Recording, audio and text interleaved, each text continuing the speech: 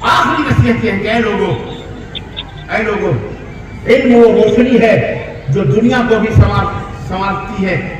اور روشن کرتی ہے، اور علم وہ روشنی ہے جس روشنی سے آخرت بھی سنوارتی ہے۔ علم حاصل کرو اپنے بچوں کو علم، اور سب سے پیارا اور سب سے بہترین قرآن کریم کا علم ہے، رسول اللہ صلی اللہ علیہ وسلم کے حدیث کا علم ہے، اور اس کے بعد تمام علوم ہمارے علوم ہیں، سب کچھ بناؤ، لیکن ایک بات یاد رکھو، وہ علم سچا علم ہے جو تمہیں اللہ سے ملائے، رسول اللہ صلی اللہ علیہ وسلم سے ملائے، وہ علم نہیں ہے جو تمہیں آخرت سے اللہ اس کے رسول سے منکر کرتے یا تمہیں مشرک اور بدعتی بنا دے۔ یاد رکھو اپنے ایمان اور عقیدے کا خیال رکھو، ایمان اور عقیدہ اگر درست ہے تو اللہ کی رحمتوں برکتوں کا دنیا میں بھی تمہارے اوپر نزول ہوگا، تم اللہ کی رحمتوں برکتوں کو پاؤ گے، اور اگر ایمان اور عقیدہ خراب ہے، رب کعبہ کی قسم ہے، سب سے پہلے ایمان ہے، اس کے بعد نماز ہے، اس کے بعد روزے ہیں، اس کے بعد حج ہے، اس کے بعد زکات ہے، لیکن سب سے پہلے ایمان اور عقیدے کی اصلاح کرو۔ ایمان صحیح ہونا چاہیے، ٹھوس ہونا چاہیے، مضبوط ہونا چاہیے، ایمان میں کوئی کمپرومائز اسلام نے نہیں کیا ہے۔ یہ نصیحت ہے، شرک سے بچو،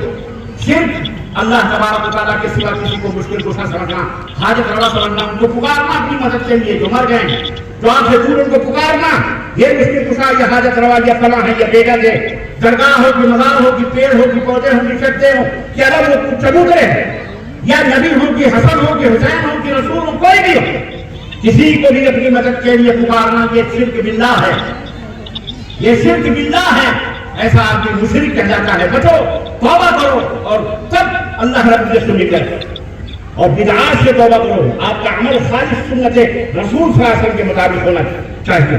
آپ کی نماز، آپ کے سجدے، آپ کے رکوع کیسے نبی صلی اللہ علیہ وسلم نے نماز پڑھی؟ میں نے بتایا کہ جس نبی نے ہمیں پتھر کے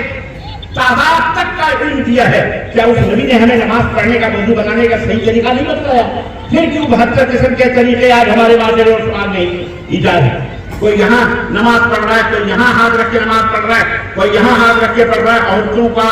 یہاں ہاتھ سینے پہ ہاتھ رکھوا کیا گیا، مردوں کا نام کے نیچے، یہ تمام سب چیزیں، یہ اختلافات کیوں ہیں؟ یہ جہالت کی دلیل ہے۔ احادیث کے اندر صحیح باتیں موجود ہیں، ان کو پکڑو، ورنہ نہ کوئی مفتی، نہ کوئی مولوی، نہ کوئی علامہ، نہ کوئی پیر، نہ کوئی مرشد، کوئی تمہاری خبر میں نہیں جائے گا۔ میری بات سنو غور سے، کھلے دل سے کھلی باتیں ہیں، یہ زندگی بہت مختصر ہے، ایک دن مر جاؤ گے، ختم ہو جاؤ گے۔ مولوی بھی کفن، جنازے کی نماز پڑھا کر 1 میٹر 2 میٹر کفن کا کپڑا بھی اپنے گھر لے جائے گا، اور پھر 40 میں تیجے تو کے نام پر تمہارے گھر کے دروازے بھی نہیں، مردہ آتا ہے، مردے کی روح آتی ہے، مردے کی روح لے کے پھر آتا استغفر اللہ اسلام سے، پھر یہ قرآن خوانی، پھر یہ تمام سب نیاز اور فاتح، انگڑے بھنگڑے، یہ فراڈ ہے، جھوٹ ہے، یہ اسلام نہیں ہے۔ اس کا کئی کوئی ثبوت اسلام کے اندر موجود نہیں۔ اس لیے ان حقیقتوں کو سمجھانے کے لیے یہ مدارس کے اسلامی مکاتب قائم کیے گئے ہیں، علماء ہیں، دعات ہیں، سوال کرو، پوچھو حقیقت کے حق کیا ہے۔ کوئی تمہارا دوست نہیں، تمہارے دوست اللہ اس کے رسول اور وہ لوگ ہیں جو صحیح طور پر مومن ہیں، جو قرآن و سنت کے تابع ہیں۔ خیر، مختصر یہ کہ میرے عزیزوں، میرے دوستوں،